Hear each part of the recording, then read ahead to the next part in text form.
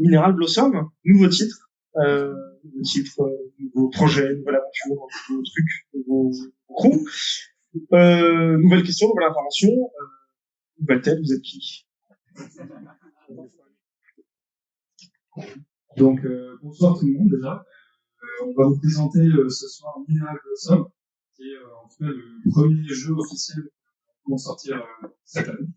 Moi, je me présente, je m'appelle Max, je suis étudiant en troisième année de design. Je m'appelle Paul, je suis étudiant en troisième année de design et de bonjour à tous, je m'appelle Paul, je suis ici présent, je suis étudiant en design artistique. Ouais, donc en fait, on est tous dans la même classe. Moi, je vais dire, je suis développeur aussi. Tout est ok, ça enregistre petit garçon qui a donc perdu la mémoire. Vous allez en fait donc explorer une planète qui vous est inconnue. Et donc ce qui est super important dans le jeu, c'est on va alterner entre deux phases. Donc on va avoir d'un côté une phase d'exploration. On va donc pouvoir apprendre à connaître la planète où on est, ce qu'il s'est passé, qu'est-ce qu'on fait là. Et de l'autre côté, une phase donc de course-poursuite avec des créatures qui nous pourchassent. Justement parce que oui, en fait, pendant notre exploration, on est jeune, on est un peu curieux. On a touché quelque chose qu'il fallait pas toucher, hein, comme d'habitude. Et la planète, elle nous l'a fait savoir. Et donc, elle a dit je veux pas de vous. Donc, on se fait totalement chasser par la planète elle-même, par des créatures. Donc, et ça va donc amener des phases de course-poursuite. On va donc, au niveau de l'exploration, faire plutôt calme pour justement faire la transition par rapport aux courses-poursuites, faire donc des puzzles. On va avoir des énigmes, histoire de donc comprendre encore plus où on est. Et on va surtout amener donc une narration environnementale dans le sens où on va pas avoir un PNJ qui sert à rien à droite à gauche pour nous dire écoute, voilà, qu'est-ce qui se passe sur la planète, pourquoi tu es là. C'est surtout en fait la planète et toute l'histoire qu'on a amenée sur cet univers qui va donc vous expliquer toute l'histoire justement de notre jeu. Alors pour ce projet, on avait un objectif principal, c'était de bien mettre en avant justement cet aspect de course-poursuite et de ne pas l'abandonner en cours de route, chose qu'on a réussi à faire, donc là-dessus on est assez fiers.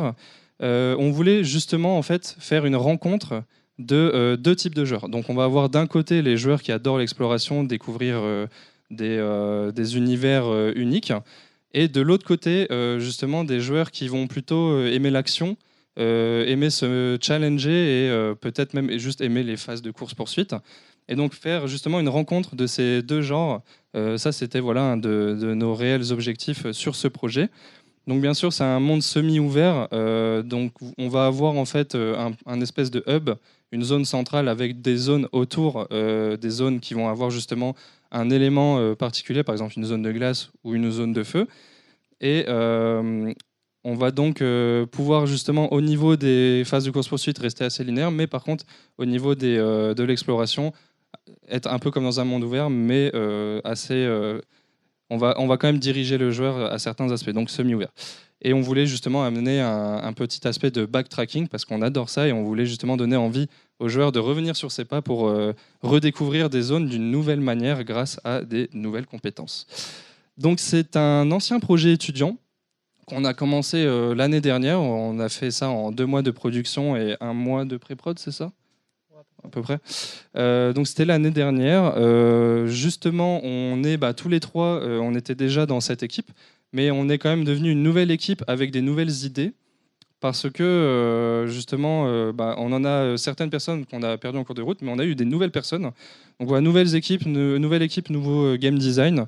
Donc le jeu que vous allez pouvoir tester ce soir sera un peu différent de ce qu'on compte réellement sortir d'ici septembre 2024, si tout se passe bien. Et ça avait surtout pour objectif principal donc de nous donner une nouvelle expérience en tant que jeunes étudiants et de fournir notre portfolio. Et on avait justement beaucoup de choses à apprendre là-dessus. Au niveau du placement, donc notre logo Mineral Blossom, c'est celui qui est juste ici. Donc, vu qu'on a du puzzle game, des courses-poursuites et on peut explorer, il fallait quand même qu'on réussisse à se centrer là-dessus. Donc on se situe plutôt à ce niveau-là parce qu'on reste un jeu d'action-aventure vu qu'on a les courses-poursuites qui donnent quand même beaucoup d'action, c'est quand même assez nerveux, il ne faut pas se rater. Et l'aspect semi-open world, comme par exemple Ori, on va pouvoir bien se balader dans cet univers. On retrouvera donc beaucoup de puzzles, d'énigmes, comme à la Journey ou à Sable. Et les phases de course-poursuite, enfin, les moments où dans Little Nightmares, on se fait poursuivre et qu'il y a quand même un peu de puzzle, ça, on le retrouve en tout cas beaucoup justement dans notre jeu. Donc c'est pour ça qu'on se situe à ce niveau. Du coup, pour le public cible, pour le développer un petit peu, donc du coup, on a ces fameux explorateurs, donc ce type de joueurs-là, qui effectivement préfèrent découvrir plutôt l'histoire, s'axer là-dessus lorsqu'ils jouent au jeu, donc découvrir l'univers qui tourne autour du jeu, qui sont là surtout pour la narration environnementale, qui cherchent à découvrir les petits secrets, à les farfouiller à droite à gauche. Si j'ai pas compris quelque chose, un bout de l'histoire, je vais revenir sur mes pas, d'où ce fameux backtracking. Et de l'autre côté, on a ces joueurs qui sont plutôt ninja, donc là qui vont plutôt prioriser l'action et la difficulté des courses. Donc c'est pour ça que notre jeu a cet avantage de pouvoir toucher ces deux cibles-là. C'est-à-dire que si on imagine le fait qu'un joueur ninja souhaite avoir cette notion de difficulté, il va accélérer sur les phases d'exploration pour pouvoir accéder à la prochaine run. Et inversement pour les joueurs explorateurs. Donc pour la moyenne d'âge, on se situe sur un 15-35 ans. Pour la direction artistique, j'enchaîne. Donc on a plusieurs refs ici que vous pouvez voir à l'écran. Donc sur le côté gauche, vous avez Juicent. Et sur le côté droit, vous avez le jeu Journey. Qu'est-ce qui fait les grosses caractéristiques de ces jeux qu'on a voulu retranscrire dans le nôtre? C'est tout d'abord ce minimalisme. Donc un jeu avec des détails réduits, des grands panoramas, des aplats de couleurs. On cherche surtout à avoir un éclairage atmosphérique qui se combine avec ce fort contraste entre les biomes. Donc du coup, à chaque fois qu'on explorera dans notre jeu, on aura différents biomes avec différentes palettes de couleurs. Et on va surtout axer ça sur l'exploration contemplative. Donc vraiment, quand le joueur arrivera sur des grands paysages dégagés, il sera en mode waouh, c'est super beau, j'adore prendre mon temps et regarder ce qui se passe autour de moi. Et combler à ces couleurs vibrantes et à la narration environnementale dont j'ai parlé un petit peu avant. On enchaîne un petit peu sur d'autres points, comme par exemple la faune et la flore, qui sont un petit peu particulières puisqu'il y a une absence totale de vie organique sur la planète sur laquelle se balade notre joueur. Donc, comme par exemple, en gros, les animaux et les monstres qui vont se balader dans notre jeu et nous poursuivre seront composés de roches, de feu, de glace. Je ne vous spoil pas trop et je vous laisserai découvrir en septembre 2024. Et on a sortie, paf. Je sais, je suis fort. Et on a du coup cette opposition humain-environnement, du coup, avec notre personnage qui, lui, est organique, hein, c'est un humain, et de ces vestiges de son peuple qui a déjà foulé la planète en question. Et on va pouvoir, par le biais de la narration environnementale, retrouver les traces de ce fameux peuple. Et encore une fois, je ne vous en dis pas plus. Et je vous laisse avec cette petite vidéo.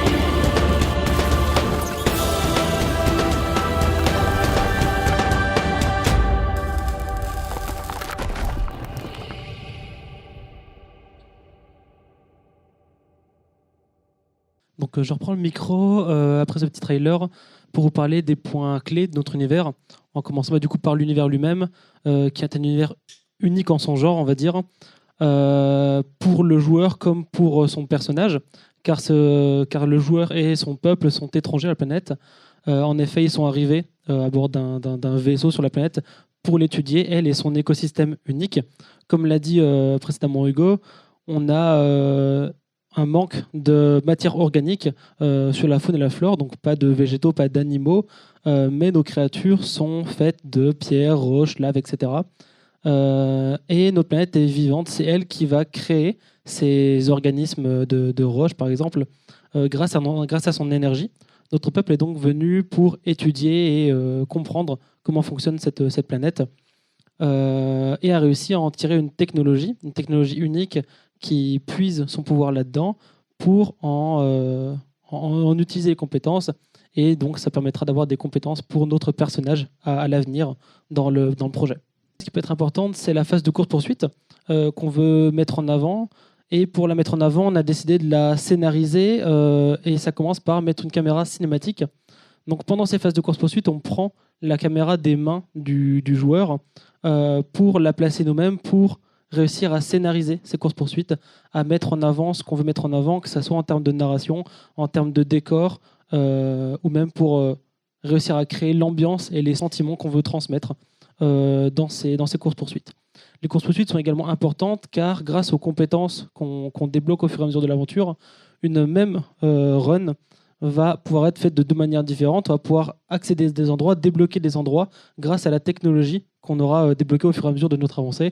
Donc un même passage pour une même run pourra être fait de plusieurs manières différentes. On va parler un petit peu plus prod maintenant. Avec la façon... Non, c'est mieux ici. Okay. Avec la façon dont on fonctionne pour produire notre projet. On fonctionne par bloc ou par milestone. Notre idée, c'est... on a une deadline qui est septembre 2024, comme ça a été spoil. Donc on sait qu'à cette date-là, notre jeu sortira. Pour pouvoir faire ce qu'on veut pour le projet, on a notre minimum à rendre, à produire en termes de jeux vidéo. Et on a tout le reste de notre game design qui va s'ajouter par-dessus par milestone. C'est-à-dire que du point 1 au point 5, on peut voir tuto et ending. Donc on sait qu'entre le point 1 et 5 de notre production, on aura un jeu fini et jouable en entier, compréhensible en termes de narration, en termes de gameplay, par notre joueur. Mais arrivé à ce point-là, on va pouvoir ajouter petit à petit des milestones, des blocs. Donc ici, on part en fonction d'un biome.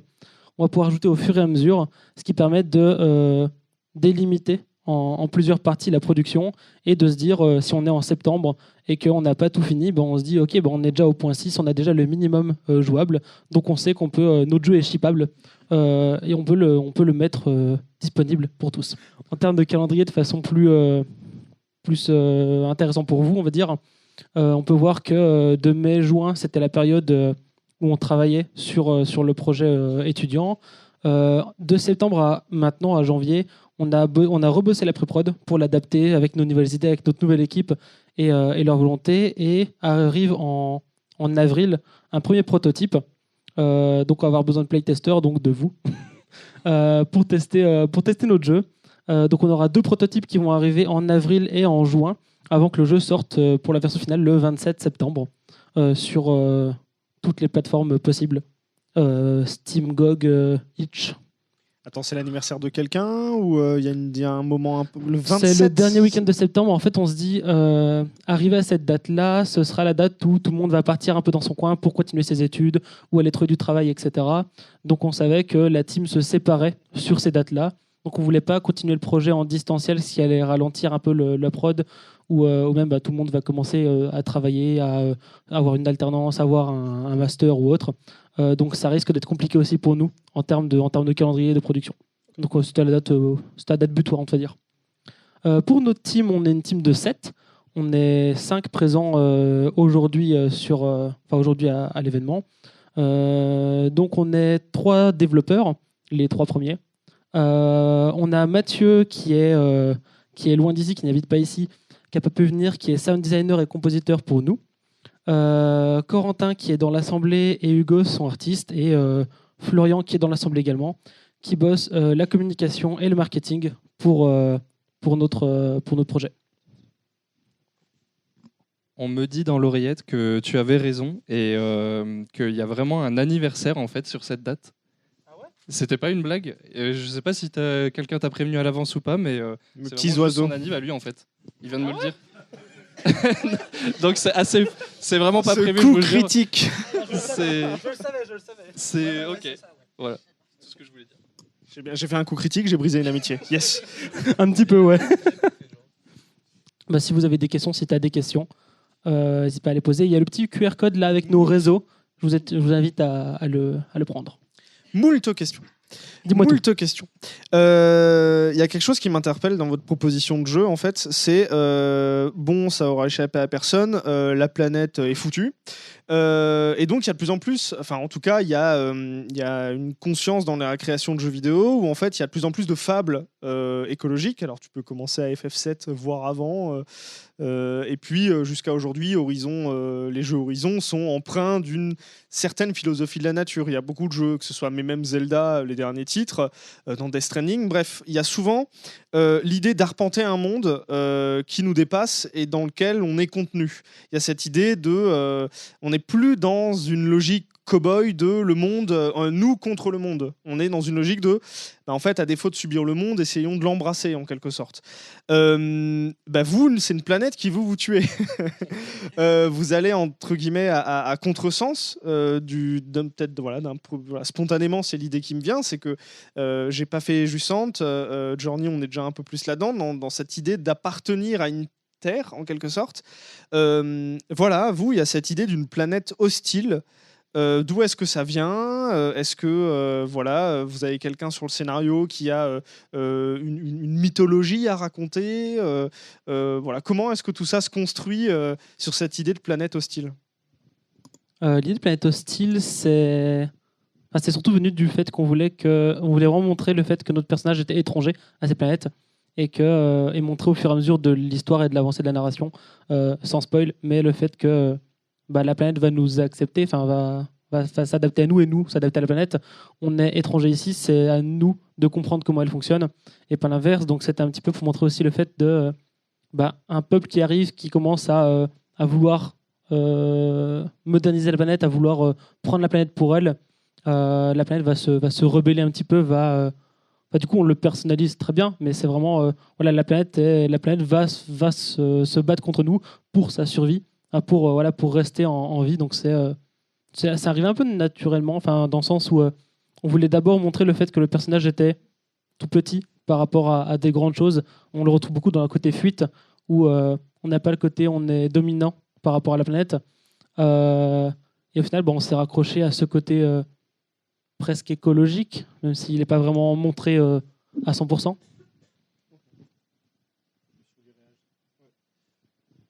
Oui, c'est un peu utopique en soi, mais c'est aussi pour ramener l'aspect de vu qu'on ne connaît pas, on a peur et on se met un peu en autodéfense en s'en rend compte. Donc la planète vis-à-vis de nous et le fait d'être un petit garçon un peu innocent et justement on n'a pas fait exprès on va dire de trépasser sur cette planète et justement petit à petit du fait qu'on va plus ou moins être accepté et que justement si on apprend à se connaître, en fait, on voit qu'on peut ne pas être du tout toxique envers une autre personne étrangère, etc. Donc, c'était un peu amener cet aspect-là de la gentillesse payera, etc. C'est un peu utopique, mais au final, c'est venu de fil en aiguille quand même sur ce scénario. C'est une forme d'anti-impérialisme, quoi. Cette idée de ne pas domestiquer la planète, mais d'accepter de se laisser domestiquer, en quelque sorte. Exactement. Et en plus, on est vraiment inoffensif. C'est juste on fuit et il n'y aura pas de combat contre ces créatures. Peut-être un deuxième jeu, Street Fighter, petit enfant versus créature, mais pas pour l'instant. Ouais, non, pour rebondir sur ce que ils ont dit les deux, effectivement, il y a ce côté-là qu'on recherche en mode on arrive sur la planète. Vous allez le voir par la narration environnementale, mais on part d'un principe où c'est surtout le fait que on a cette action d'arriver sur la planète et de vouloir la coloniser, mais pas spécialement dans un but, en fait, sans s'en rendre compte des conséquences que ça pourrait induire en arrière. Et en pensant faire une bonne action pour soi, on se rend compte que derrière, il peut se passer des choses qu'effectivement on ne s'attendait pas à provoquer. Et c'est justement ces choses provoquées qui font réaliser aux joueurs que ce que je fais, c'est peut-être pas finalement si bien, que c'était peut-être pas avoir une si bonne cause que ça. Je vous propose de passer la parole au public. Du coup, comme d'habitude, si vous avez des questions, levez la main, n'hésitez pas. Bonsoir, merci beaucoup pour la présentation. Je rebondis un moment, vous avez parlé d'émotions que vous souhaitiez générer chez le joueur. Et comme l'a souligné Alexandre, vous êtes quand même sur un thème qui peut mener à pas mal de morale à la fin, etc. Donc, ma question c'est, quels sont les sentiments justement que vous voulez générer chez le joueur, et s'il y a une morale au jeu, quelle est-elle? De rien. Une autre question plus facile, si... Là, c'est le moment panique. Premier sentiment qu'on voulait démontrer, c'était surtout la petitesse face à la nature. Le fait d'un retour à... on est juste un grain de sable dans la planète. Donc, ce côté... c'est à nous de nous adapter à cette planète. La planète, ici, dans notre jeu, a tous les droits. C'est vraiment la planète qui est maître et l'homme notre espèce qui ne la domine pas. On voulait montrer un petit peu ce côté... comment dire ce côté laisser place à la nature et apprendre à l'accepter, apprendre à vivre avec. Qu'elle ait un mot à dire, beaucoup plus que nos planètes à nous. Et oui, c'était vraiment ce côté laisser plus place à la planète pour qu'elle arrive à dire, à montrer à l'homme qu'il n'est pas le dominant ici. Je ne sais pas si ça répond à ta question. C'est parfait, merci. Pour développer un peu plus, étant donné que j'ai bossé sur le personnage, j'ai voulu aussi retranscrire certaines émotions avec justement notre fameux protagoniste. C'est que, étant donné que c'est un jeune enfant qui, lui, a sa découverte sur sa planète, c'est une sorte de voyage initiatique à apprendre lui-même de ce qu'il réalise tout au long de l'aventure. Et du coup, ça permet intrinsèquement de s'identifier, nous, en tant que joueurs, d'apprendre en même temps que le personnage, que lui apprend, que lorsqu'il traverse certaines zones, apprend certaines choses, nous aussi, on en apprend davantage et on comprend en même temps que lui ce qui se passe sur ces lieux.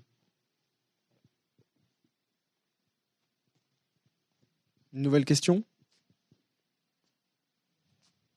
J'en ai une sous le coude, alors J'en ai aussi. allez-y. Hein. Toi aussi? Allez, vas-y, feu.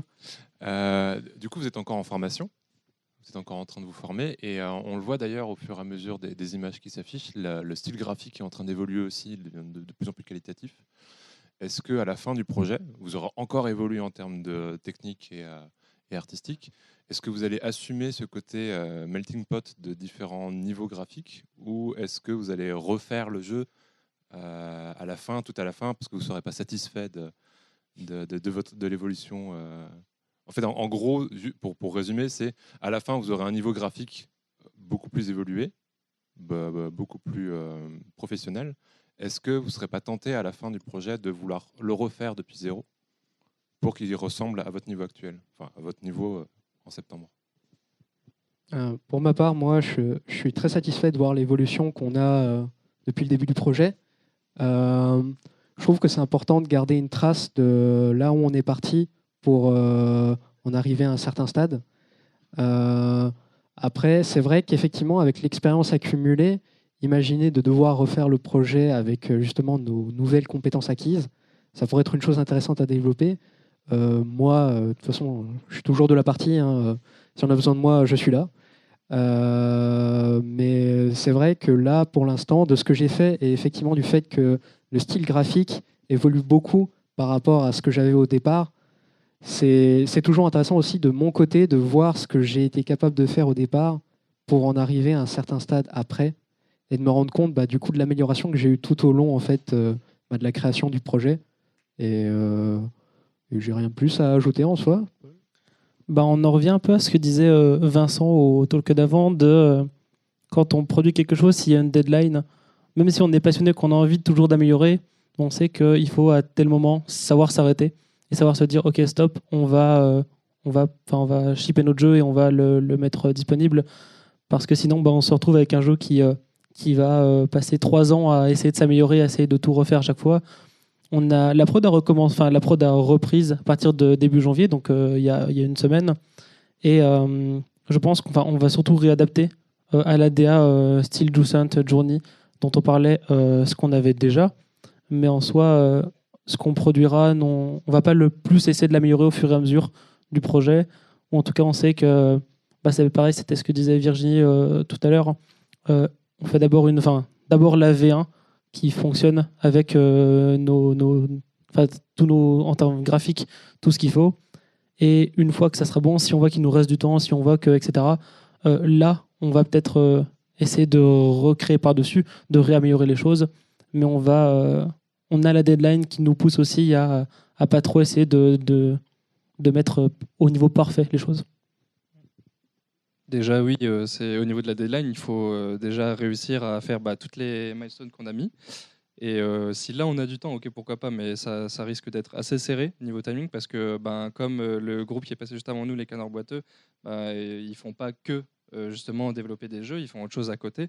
Nous c'est pareil, on a les études qui nous prennent beaucoup de temps, on a donc ce projet perso ici, il y en a qui aussi travaillent pour financer les études, etc. Donc ça reste assez compliqué. Et aussi il y a l'été de 2024 qui est une phase de transition où on va passer du bachelor au master, donc même si on aura envie peut-être je sais pas de faire quelque chose de mieux, d'améliorer les choses, on n'aura peut-être tout simplement pas le temps. Et un objectif, c'est tout bête, mais quelque chose de super important pour nous, à nos yeux et dans l'industrie, c'est de terminer un jeu. Vraiment avoir dans notre portfolio un jeu fini, même si on a envie de rajouter des choses, d'améliorer, c'est extraordinaire. Il n'y a pas tout le monde qui arrive à finir un jeu parce qu'on sait à quel point ça peut partir dans tous les sens. Donc franchement, si nous on arrive à faire ce qu'on veut faire, on s'arrêtera, je pense. C'est bien d'avoir déjà anticipé aussi et d'avoir très tôt une pratique, une ligne de production assez claire avec un scope en tête, avec des milestones très précises. Alors bon, chaque projet est différent, chaque milestone est différente et voilà, c'est encore autre chose que de les tenir. Mais en l'occurrence, que d'avoir déjà une liste d'objectifs et puis surtout voilà. J'ai vu ça m'a fait triper les 3-4 niveaux supplémentaires, la ending 2, je me suis dit, c'est comme ça que Yoko Taro il fait en fait, c'est-à-dire qu'il fait un jeu et puis ensuite il se dit j'ai encore du budget, mais du coup voilà, d'avoir ce qu'on appelle le MVP, le minimum viable product, qui est voilà ce truc, l'équivalent de la slice of life, ça veut rien dire, l'équivalent de la vertical slice. Ouais, je pense que j'ai un manque d'animé, là, j'ai pas pu, bref. L'équivalent de la vertical slice, mais sur un jeu complet, quoi. Ouais, non, je me perds en des termes de production. Vite, tiroir rangé. En somme, d'avoir un objet fini, et ensuite, coup de polish si c'est idéal. Mais bref, très bon réflexe de production. Question suivante. Moi, j'ai une question un peu... C'est moi, bonjour. Petit screamer. Un peu dans la continuité de ce que vous venez de dire, donc vous êtes encore en études et vous passez votre diplôme cette année. Comment est-ce que concrètement vous avez adapté la prod à ça? Parce que du coup à la base c'était votre projet de fin de deuxième année, donc qui était plutôt un scope petit parce que c'était un peu une démo. Vous avez agrandi ce scope parce que vous continuez ce projet. Comment est-ce que concrètement vous vous organisez? Est-ce que vous arrivez à transvaser du travail que vous faites sur ce projet-là dans votre temps d'études? Comment vous organisez concrètement? Donc effectivement, il y a peut-être ce truc-là de scope 1, scope 2, scope 3, mais concrètement, est-ce que vous avez des leviers de secours un peu où vous êtes en mode ok, là c'est avril, on commence à être à fond sur le PFE. Enfin, juste voilà, concrètement, c'est quoi un peu vos différents leviers que vous avez mis et peut-être votre organisation qui en découle? Est-ce que vous outsourcez des trucs? Là, par exemple, je vois votre concept art, votre image qui a été faite par Christophe. Voilà. Est-ce que vous avez aussi des sortes de solutions un peu comme ça, en mode ok, si ça on n'a pas le temps de le faire, on a je sais pas, une équipe, des gens à côté qui peuvent prendre le relais, voilà, juste concrètement, comment vous allez faire? Alors juste première chose, promis Virginie, on va pas crunch, ouais, tout ce que je voulais dire. Oui, déjà ce qui est important, c'est comme Max en a parlé, c'est le crunch. On sait très bien que c'est une pratique qu'aucun de nous a envie de tester. Donc on sait et on scope de façon à ce que nos productions puissent nous prennent pas une semaine entière de production à rajouter sur nos heures de sommeil. Ce qu'on scope, on a augmenté le scope par rapport au projet étudiant, c'est sûr, mais par contre, on a fait aussi beaucoup de choses qui vont être réutilisables, qui vont être réadaptables, c'est-à-dire que en termes de mécanique, en termes de plein de choses, il y a beaucoup de recyclage et beaucoup de choses où ça va être juste du puzzle. Enfin, on va assembler les briques et ça va nous faire des levels. Donc, on a aussi beaucoup prévu et beaucoup scopé là-dessus. On a un bon temps de prod au début sur les mécaniques, sur tout ça. Et une fois que ça sera fait, on pourra juste faire de l'assemblage, en fait, quasiment de niveau, pour avoir un jeu complet. C'est pour ça qu'on peut se permettre d'avoir beaucoup aussi de levels, de biomes, etc. C'est parce que on a prévu les mécaniques ne changeront pas tellement d'une milestone à l'autre. Ça va être surtout le visuel ou en termes de prod pur, on va pas changer incroyablement les choses. On va juste essayer de scoper pour assembler différemment les choses et créer un nouveau niveau, quoi. Il vous ment, je ne dors pas, j'arrête pas de travailler, je suis au bout. Non, je plaisante, bien entendu. C'est vrai que ça peut faire peur pour nous qui avons pas mal de projets sous le coude, mais comme l'a dit Paul, en vrai, étant donné qu'on a eu une organisation déjà bien claire en amont, on a pu prévoir à l'avance certaines choses qui permettent en fait d'avoir un gain de temps sur justement notre production. Et ça permet de gagner un coup d'avance et de ne pas être trop surchargé sur les temps de travail en semaine. Et pour là-dessus, je le remercie. Un avantage aussi qu'on a, c'est le fait ça fait 3 ans qu'on travaille ensemble en études. Donc, en tant que chef de projet, j'arrive à connaître comment fonctionne, comment travaille chaque personne. Et quand je fais un calendrier de prod, j'arrive à j'arrive à me dire, ok, telle personne travaille à peu près à tel rythme, donc ça va lui prendre X heures pour faire quelque chose.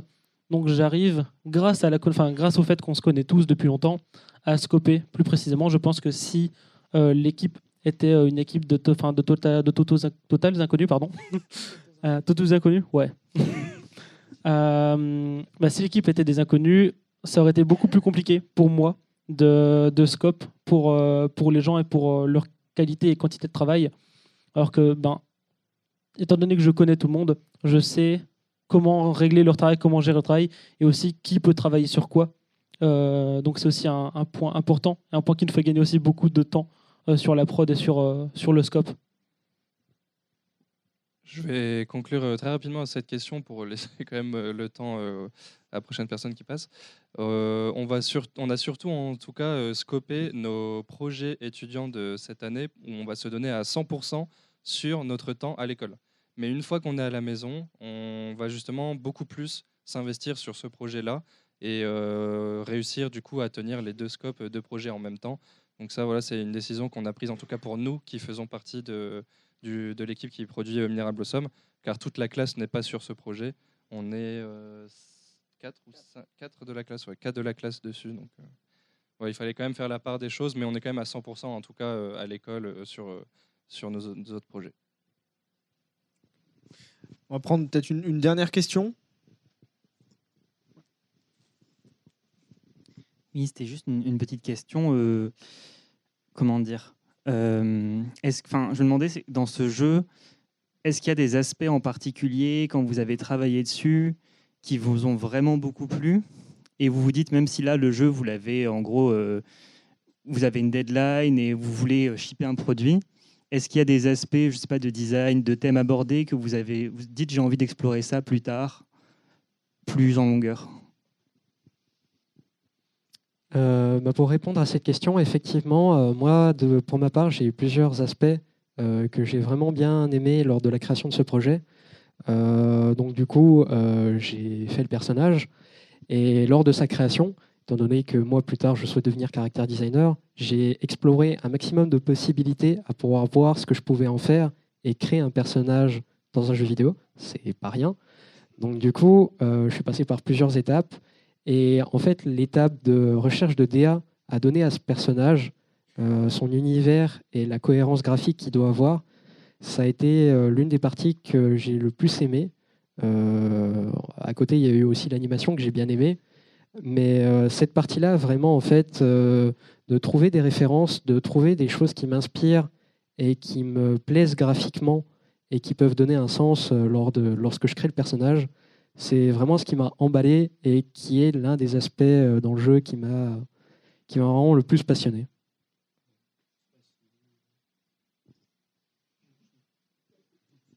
Pour parler pour tout le monde, pour toute l'équipe, je pense et j'espère en tout cas que chacun arrive à trouver quelque chose qui lui plaît dans le projet et que chacun aime travailler sur le projet parce que on est tous bénévoles. Le but c'est surtout de se faire plaisir en travaillant sur ce projet.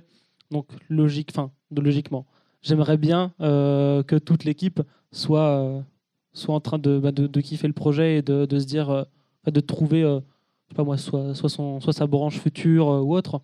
Que chacun puisse aimer ce qu'il fait dans ce projet. C'est comme ça que j'ai pu aussi confirmer, par exemple pour moi, le fait que game design, narration, etc., c'était le domaine dans lequel je voulais travailler. Ce projet m'a permis de confirmer un peu mes idées. Donc j'espère que ça va être le cas pour le reste de l'équipe. Si, ce que je pourrais rajouter, c'est qu'au final, ce projet, on savait qu'on devait faire un projet étudiant pour la fin d'année de la deuxième année. Et donc, on y a déjà pensé à l'avance. Et je me souviens que beaucoup d'entre nous, en fait, on a dit ce qu'on voulait apprendre. Donc forcément, si c'est quelque chose qu'on voulait aimer apprendre, etc. Donc on a tous énuméré un peu nos choses. Pour la petite anecdote, par exemple, moi, j'ai juste dit à Corentin, qui est dans le public, je lui dis, écoute, mec, moi je veux juste on fasse un jeu où il y a un personnage, il peut avoir plein de mécaniques de déplacement, escalader, etc. Et juste on avance, quoi. On explore une zone. Et j'ai rien dit d'autre, et c'est parti de là, et de fil en aiguille, avec Paul et Corentin qui étaient beaucoup sur la narration, tout ça. Tout le monde a pu en fait faire exactement ce qu'il préférait faire. Tout le monde dans l'équipe aimait en tout cas ce qu'il a fait. Donc c'était ça le plus important. Voilà qui conclut cette deuxième présentation. Merci beaucoup, on peut les applaudir, les Space Wizards. Merci.